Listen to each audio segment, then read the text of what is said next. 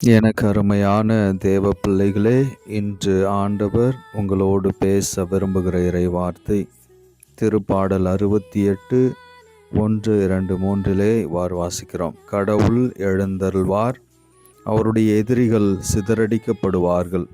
அவரை வெறுப்போர் அவர் முன்னிலையில் நின்று ஓடிப்போவர். பிரியமான சகோதர சகோதரிகளே, அன்பிற்கினிய தேவ பிள்ளைகளே, கடவுளுடைய எதிரிகள் என்று சொல்லும் பொழுது கடவுளோடு இருக்கிற உங்களுக்கும் அவர் துணையாக இருக்கிற பொழுது உங்களுடைய எதிரிகளும் சிதறடிக்கப்படுவார்கள்.